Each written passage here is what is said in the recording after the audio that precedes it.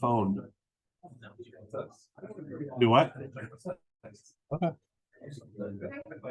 Seems like everybody on their phone simultaneously. All right, we have stuff to do today, so let's do it.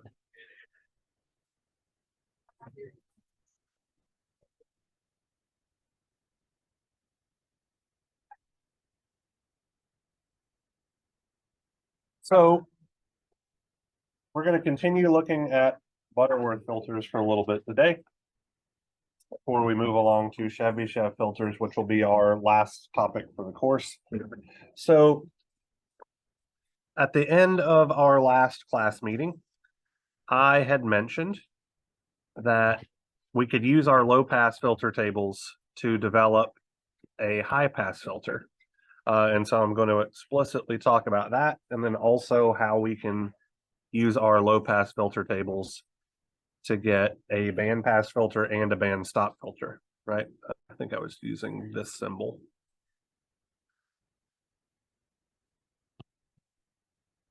So I'm going to choose to use the topology where we have the capacitor as our first energy storage element, but this would work equally as well for the topology with the inductor as our first energy storage element.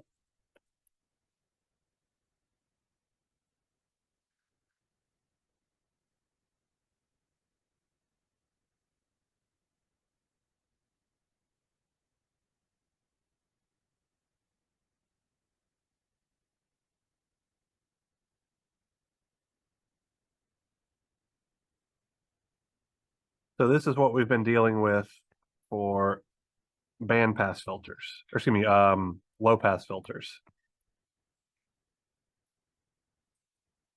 In order to convert into a high pass filter, we will do the following thing. Okay. So my general topology is going to be the exact same thing, except that everywhere I have a capacitor, I replace it with an inductor. And everywhere I have an inductor, I replace it with a capacitor.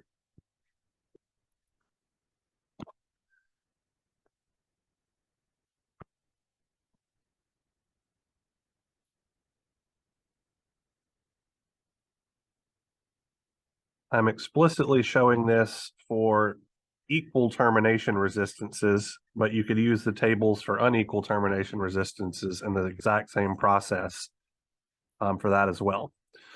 So to this point, all I've done is I've simply changed all my capacitors to inductors, changed all my inductors to capacitors. So the component values that we're going to need to use is going to be the reciprocal of what we had before. So that would be just 1 over whatever value C1 has, and then we're going to give that units of henries because we're dealing with an inductance now. And for our inductor up here, or excuse me, our capacitor up here, this is going to look like 1 over L2. This will be 1 over C3. This guy would be 1 over L4, etc. And so this is our high pass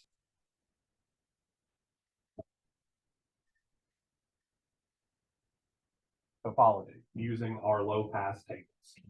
So we literally just convert every capacitor to an inductor, convert every inductor to a capacitor, and then use the reciprocal of whatever the table tells us, right? So now let's talk about band pass filters. So for our band pass filter, going to be pretty similar.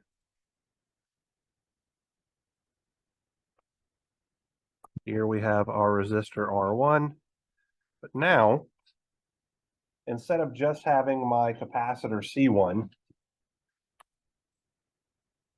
here, which is what we had in our low pass table, we're also going to have an inductance L1, whose inductance is the reciprocal of the capacitance.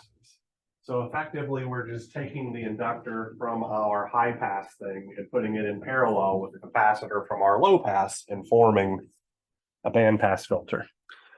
For the series branch up top, we're going to have our inductance L2 in series with a capacitance 1 over L2. And then now we're over here where our capacitor C3 is. And this is going to be in parallel with an inductance having a value of 1 over C3. And then we'll have L4 in series with a capacitance 1 over L4, and so on and so forth until we hit the order we want.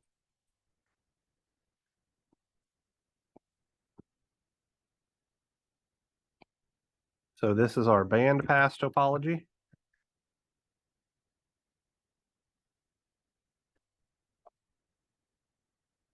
And then finally, we'll do our band stop. And so in the band stop, it's going to be pretty similar, except it's the exact opposite of this. So everywhere we put something in parallel, we're now going to put them in series. Everywhere we put something in series, we're now going to put it in parallel.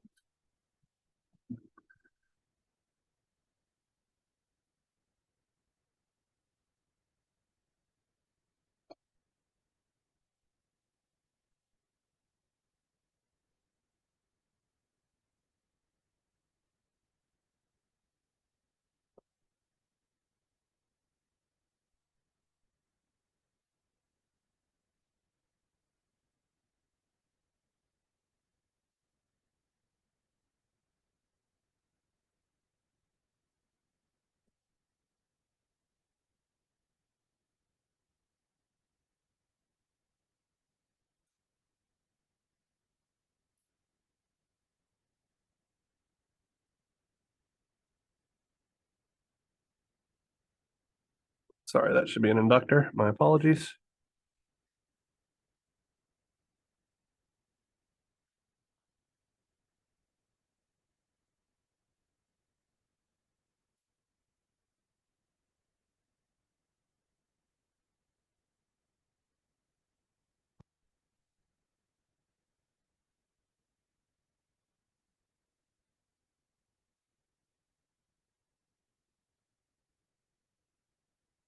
Like I said, this is for a band stop filter. So what I want us to do as an exercise to make sure that we all understand how this thing works is to design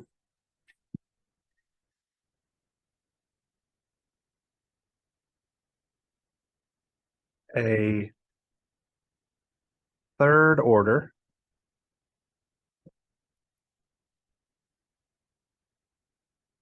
bandpass filter with a resonant frequency of 100 kilohertz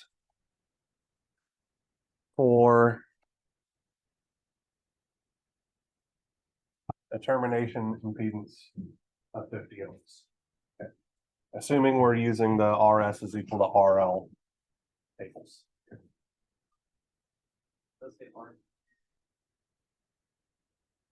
This is RL is equal to 50 ohms, so our load resistance over here. All right, so what should our scaling factors be? So yeah, our magnitude scaling factor is just going to be 50 ohms over 1 ohms is 50. That's easy enough.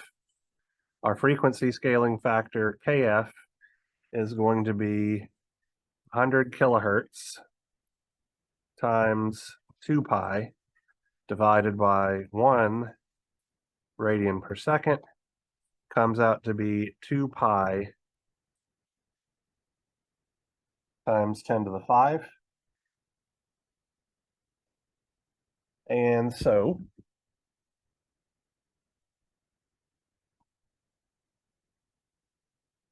our capacitance C1 prime should just be C1 from the table divided by Km times Kf C1 from the table is 1 farad. So this is going to come out to be 31.831 nanofarads.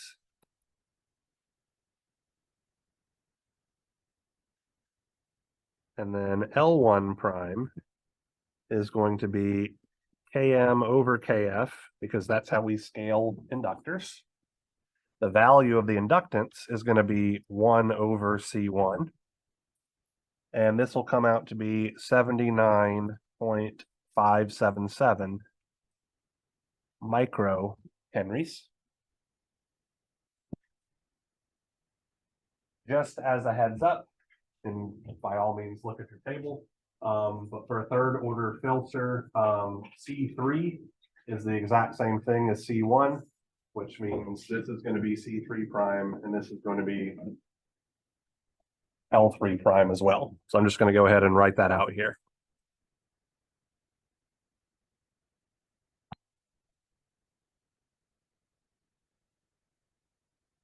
Scrolling down a little bit, we can say that L2 prime is going to be Km over Kf times L2.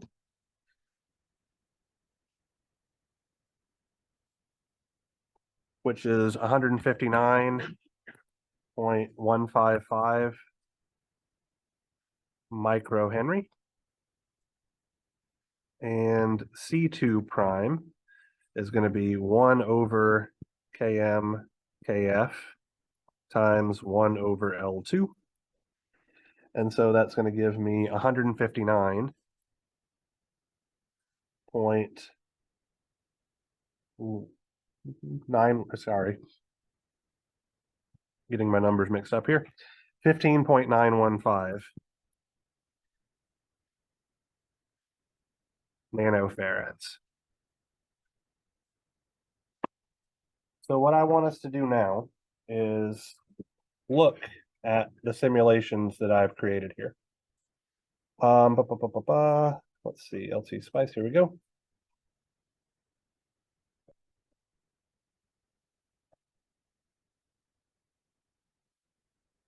So there's a whole bunch of circuits on here. This one on the top left is our low pass filter. This one over here on the top right is our high pass filter. This one right here is a band pass filter. This is the second band pass filter. We're going to talk about that in just a second. And then this big ugly guy right here is a band stop filter using the parameters that we have developed, right? So if I run this simulation, and I look at the output voltage for my bandpass filter, and I change the color to something that you guys can see.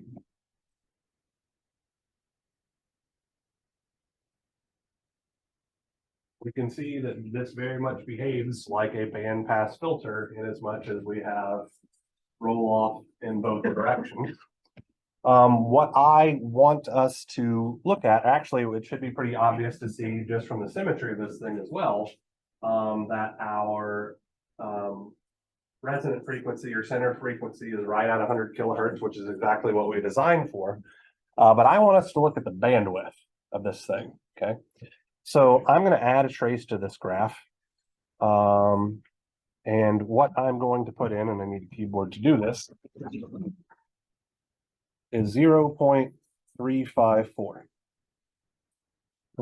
Didn't get the 0. So the reason why I'm putting in 0.354 is because 0.354 on a logarithmic scale is negative 9.02 decibels, which is exactly 3 decibels lower than a factor of 1/2, which is what we would expect the gain of this thing to normally be, right? And so where my lines intersect, let me make this red, is going to tell us what the bandwidth of this thing is. So if I click here, let's go out here.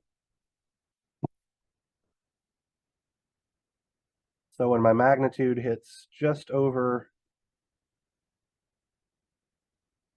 -9 dB, so somewhere about here, 161.735 or so kilohertz. Somebody make a note of that, please. 161.735 K or 73 kilohertz. So that is my upper corner frequency, F high. Coming back to the other side, still looking for somewhere in the ballpark of about 9.02, something like this, 61.7 kilohertz. So that's F low. So somebody do me a solid and subtract F low from F high. Should be pretty easy. 100. Yep. So when we design a band pass filter using this process, our table effectively, like we're designing for a low pass filter with a corner frequency of 100 kilohertz. And then we're using those values to construct a bandpass filter, and we wind up getting a bandpass filter with a center frequency of 100 kilohertz, but it also has a bandwidth of 100 kilohertz. So what I want to talk about now is bandwidth scaling, because it's probably not always useful to have the bandwidth and the center frequency as identical things. Okay. So like, what if we wanted a bandwidth of, let's say, 10% of this, right? So 10% of 100 kilohertz would be 10 kilohertz, right? So let's go back to our notes here. So I'm going to define a new scaling factor up here. I'm going to call this KB.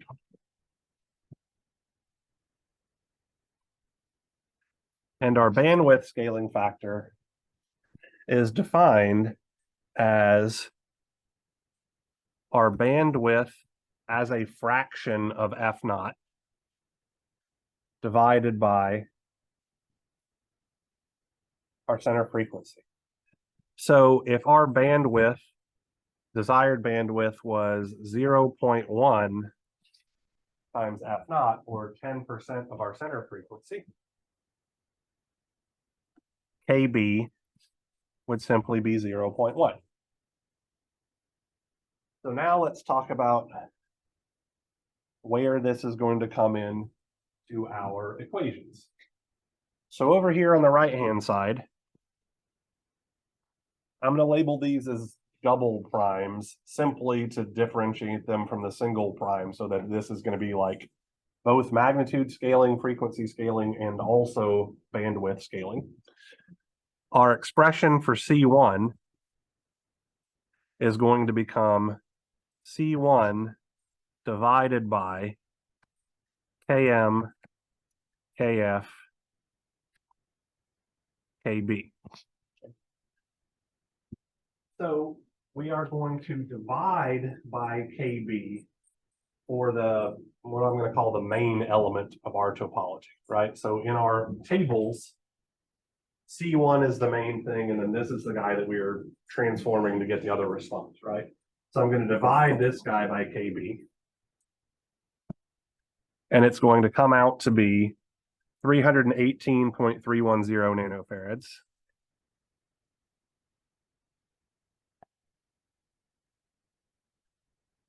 This will also be C3 double prime. I'm going to do the same thing for L2 double prime. So I'm going to have Km over Kf times Kb. Once again, I'm simply dividing by my bandwidth scaling factor, multiplying this by L2, and I wind up getting 1.592 millihenries.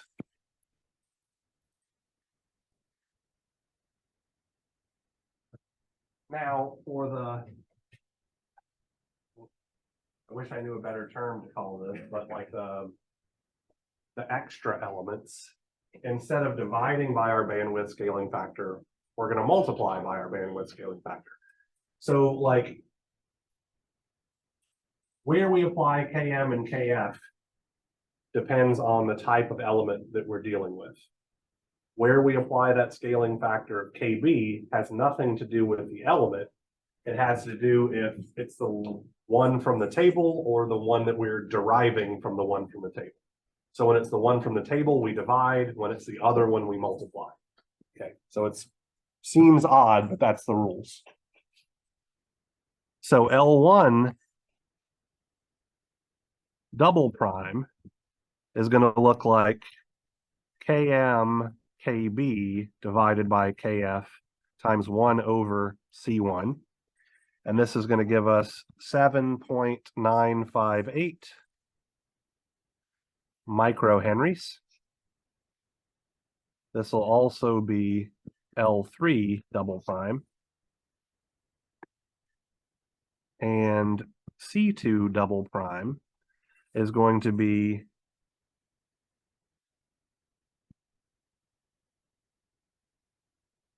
KB over Km Kf times 1 over L2,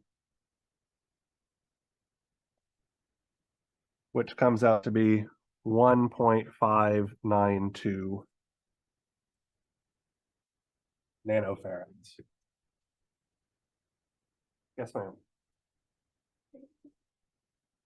So this would have been the table on the first page, low pass filter. RL is equal to RS is equal to 1 ohms, or N is equal to 3, because this is a third order filter. And we're looking at it from the top down because we have our capacitor as our first energy storage element.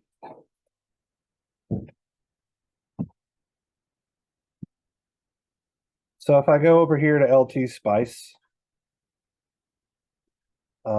let me zoom in so you can see it. That's the wrong direction. So this guy down here is this guy bandwidth scaled to a factor of 0.1. So if I click this graph and I change it to this so that we can see what's going on, and then make this larger.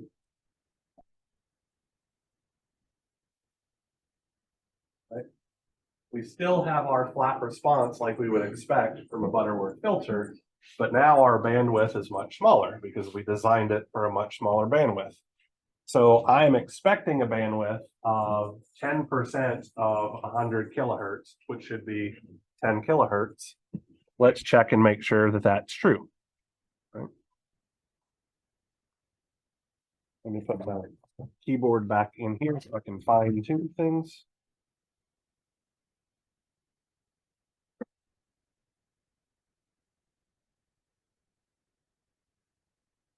So that's as good as we're going to get. So about 105 kilohertz.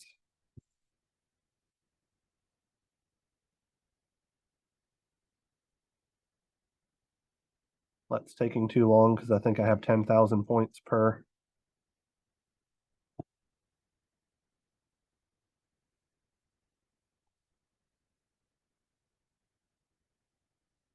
And 95 kilohertz, 105 minus 95 is 10 kilohertz, exactly what we want. So this is how we can have a Butterworth filter that's highly selective. Okay. So not only can we scale these things in frequency, but for our band pass and our band stop filters, we can actually also scale them in bandwidth. All right, so any questions about this stuff here? Yes.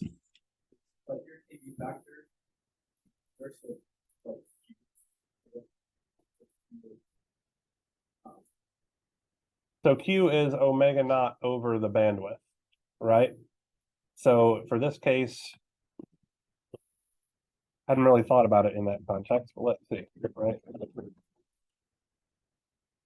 So Q factor is defined to be omega naught over our bandwidth. Well, in this case, our bandwidth is just 0.1 times omega naught, which would be 1 over 0.1 or 1 over KB. Yeah, seems legit.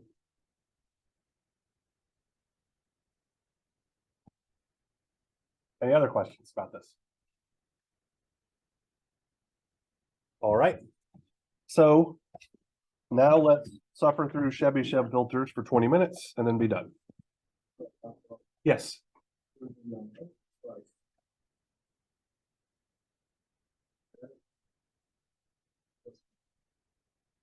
If we raise the order of the circuit, so it's going to give us a steeper roll off for sure. So like this is a third order circuit. So let's look at things real quick. Let's close this out because it's in the way. So let's see. So at 1 megahertz, we're right here, which is a little less than negative 60 decibels. At 10 megahertz, which is 1 decade later, we are at a little less than 120 decibels. So we have decayed by 60 decibels per decade, which is exactly what we would expect for a third order filter. If we had a fourth order filter, we should see it's about negative 80 decibels per decade, et cetera. It's 20 decibels per decade for each order of the filter. What's going on around here is all having to do with the bandwidth scaling, right? So we see a very steep attenuation, right? So a huge change like, let's see, so this is 100 kilohertz. Here is 200 kilohertz. So we've gone from negative 6 decibels to somewhere probably close to negative 75 dB when we're only twice our original frequency. So this steepness that we're seeing here doesn't really have a lot to do with the order. It has to do with the bandwidth scaling. Because the regular third order filter without the bandwidth scaling, we're gone from 6 to probably negative 17 or so without changing the order of the filter at all. So that's the bandwidth scaling, like I said, that's causing this significant increase in the attenuation around the center frequency. But once we get away from the center frequency, we start to see the exact same normal roll off that we would expect based on the order of the filter. Did that answer your question? Okay. Anything else? All right.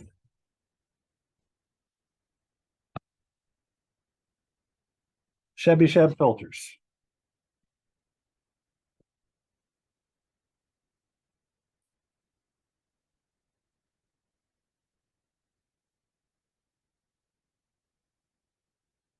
So Chebyshev filter is a high Q filter.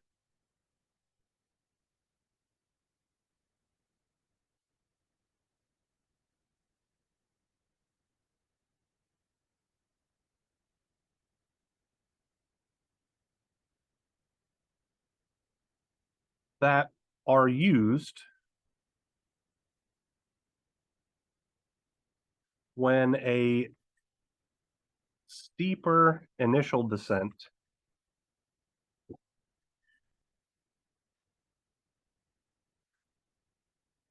into the stop band is required.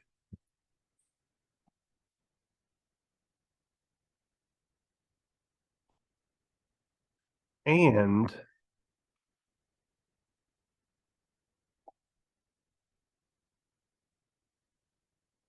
the passband response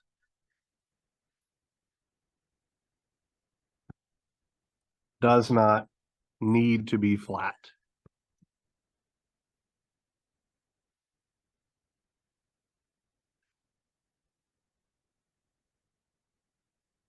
So the response of a Chebyshev filter is characterized by the ripple that like a Butterworth filter does not have. So I'm going to draw this again for you guys. So here is the magnitude of our transfer function response.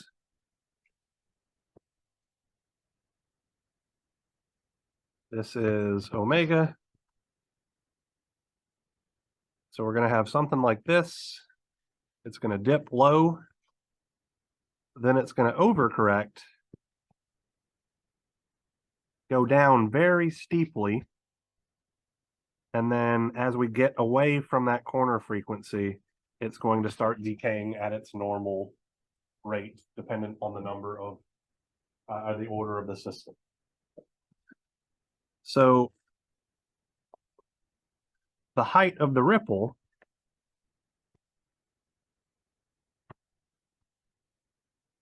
here,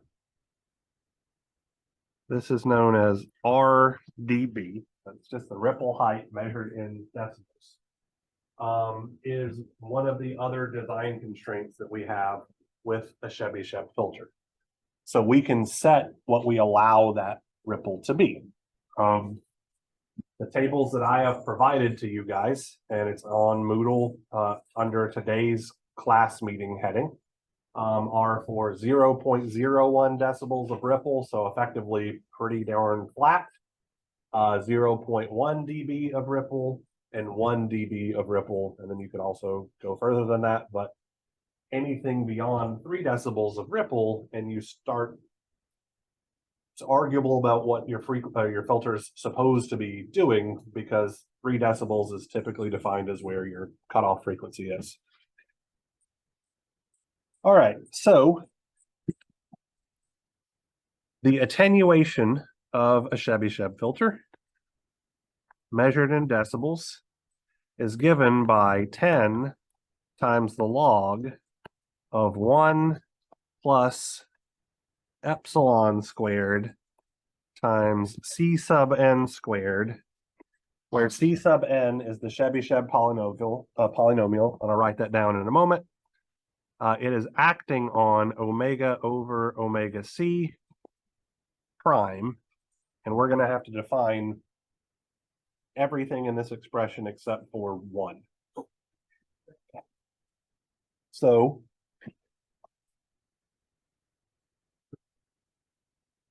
Cn squared acting on omega over omega C prime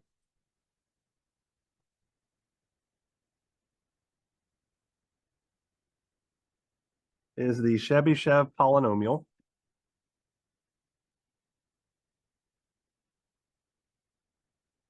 to the order of n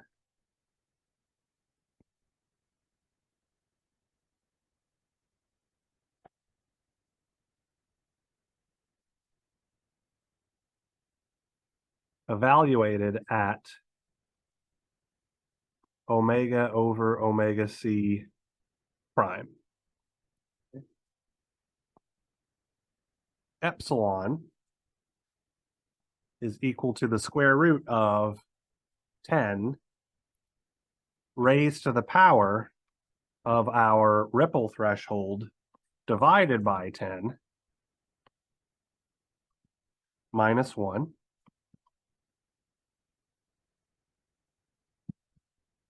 So just as a quick aside here, RdB is the passband ripple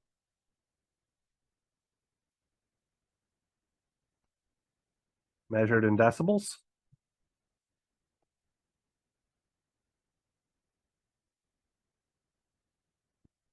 Omega over omega C prime is equal to omega over omega C times the hyperbolic cosine, some factor b. It's math on top of math on top of math, where b is equal to 1 over n, the order of the filter, times the inverse hyperbolic cosine of 1 over epsilon. Now, before I give you a list of Chebyshev polynomials for orders 1 through 7, my calculator doesn't have a hyperbolic cosine button, nor does it have an inverse hyperbolic cosine button. So Couple of other identities that you might need to use.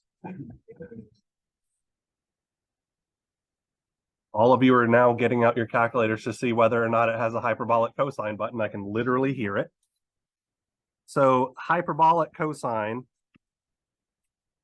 of x is equal to 1/2 e to the x plus e to the minus x. That's not too bad.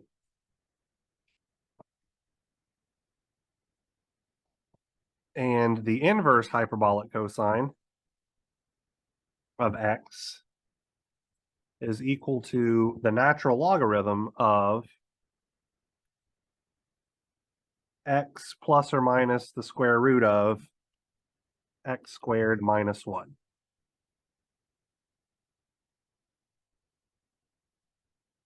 In my limited amount of testing, this is going to return the exact same number, except one's going to have a positive sign and one's going to have a negative sign. We're just going to use the positive sign. So I guess realistically, we could get rid of that minus in the plus or minus and be okay. All right, so now let's introduce you guys to the Chebyshev polynomials. So I'm just going to make a table here, and the only reason I'm writing this out is because I didn't have time to type it out for you, but I'll add it to that sheet so that you guys will have it available. So here's n in this column. Here is Cn squared. So for first order, we simply have omega over omega c. For a second order, we have twice omega over omega c squared minus 1. For third order, we have 4 times omega over omega c cubed minus 3 omega over omega c to the first power.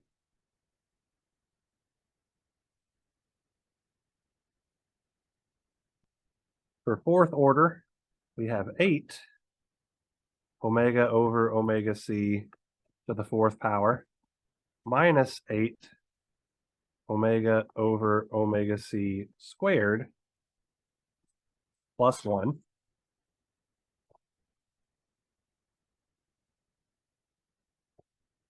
For the fifth power, holy hell, 16 omega over omega c to the fifth power minus 20 omega over omega c to the third power plus 5 omega over omega c.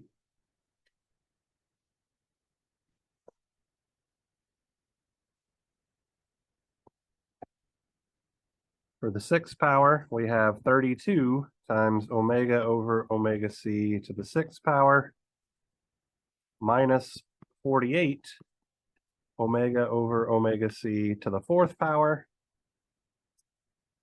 plus 18 omega over omega c squared minus 1. I don't know if you guys have noticed this, but the coefficients of the polynomials always come out to be positive 1 if you add them all together. Also, for the odd terms, we're going to end on omega to omega c to the n. For the even terms, all of our powers are, so all of the powers for the even terms are even, all of the powers for the odd terms are odd. Crazy, I think, Russian mathematicians. And then finally, 7th order, 64 omega over omega c to the 7th minus 112 times omega over omega c to the 5th plus 58 times omega over omega c to the 3rd minus 7 omega over omega c. So this is our Chebyshev polynomial table. Like I said, I have every intention of providing this to you guys. Make that longer.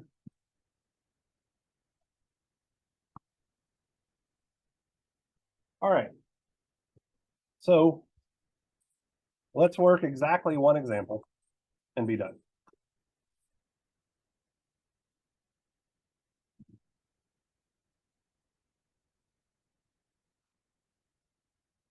So I want us to determine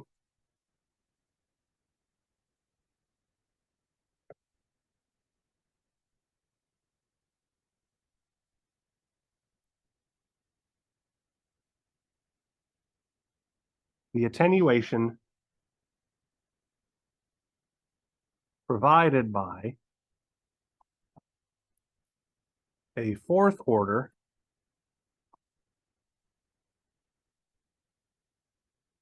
Chebyshev filter at omega is equal to 3 times omega naught or omega c, so that I'm consistently using the right things. If our passband ripple is allowed to be 1 decibel.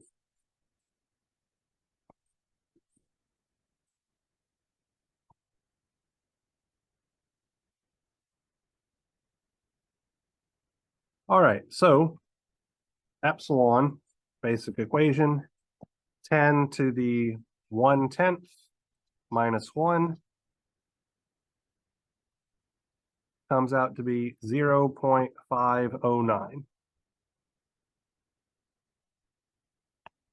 B is 1/4 the inverse hyperbolic cosine of 1 over epsilon, so 1 over 0.509 goes here. And because my calculator doesn't have the right button, this is 1/4 times the natural logarithm of 1 over 0.509 plus the square root of 1 over 0.509 quantity squared minus 1. Came out to be 0.324. Omega over omega c prime is 3 because omega over omega c is just 3, right? Omega is 3 omega c times the hyperbolic cosine of that 0.324, which is going to look like 3/2 e to the 0.324 plus e to the negative 0.324, which came out to be 3.159. And then finally, my Chebyshev polynomial contribution. So we have a fourth order Chebyshev polynomial. So that's going to be 8 times omega over omega c prime. So 3.159 to the 4th power minus 8 times 3.159 to the 2nd power plus 1. This comes out to be 717.860. And then finally, our attenuation in decibels is 10 log 1 plus epsilon squared, so 0.509 squared. That's 2 doesn't work well. Times our Chebyshev polynomial, 717.860 quantity squared. And this comes out to be 51.253 decibels. So that is the amount of attenuation provided at a frequency that is 3 times larger than the corner frequency if we allow 1 dB of passband ripple.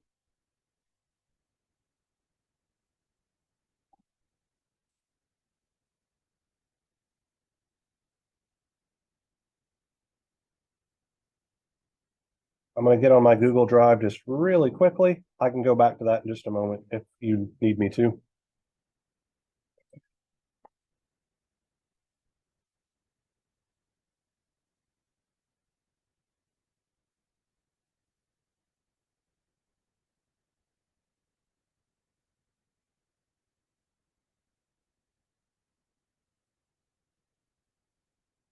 Open up. There we go. So I put a PDF copy of this document on Moodle today. First page is the Butterworth filter tables, or first few pages of the Butterworth filter tables. Once we get to table 3, then we have our tables for our Chevy Cheb filters. Let me see how to make this larger so that you guys can see it.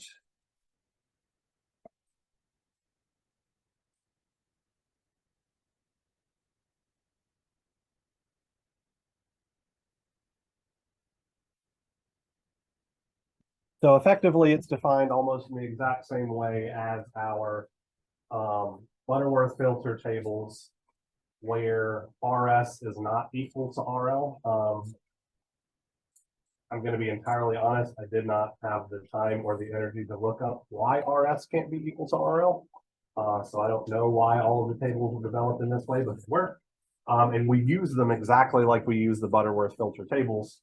So in this case, we would magnitude scale whatever our load resistance is down to 1 ohm and let RS be whatever it needs to be. Look up the ratio that's closest on this side and then use that set of numbers. And then this table is specifically for an allowable passband ripple of 0.01 decibels. If we go to subsequent pages, here's the table for 0.1 dB of allowable ripple. And then here's the table for 1 dB of allowable ripple. And I stopped there because I got tired of putting crap in a table. So anyway, so using these tables is practically identical to using the Butterworth filter table. So if you're comfortable with that, you should be able to do this pretty easily. Yes.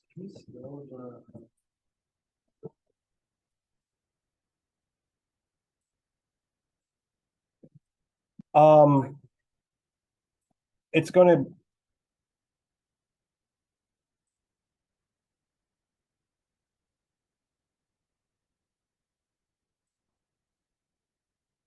I don't know if there is a simple scaling that we can do like that, or if we have to generate a completely different, use a completely different table. I think the reason why all these tables are here is because it's not a simple scaling thing like it was for the others, but I honestly don't know for sure because the math behind where these coefficients for component values come from is way more difficult for Chevy Cheb polynomials than it was for Butterworth polynomials.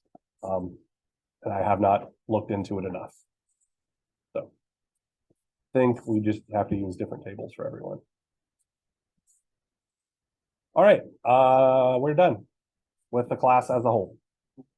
Yeah, this is the last thing that I have the mental energy to talk about.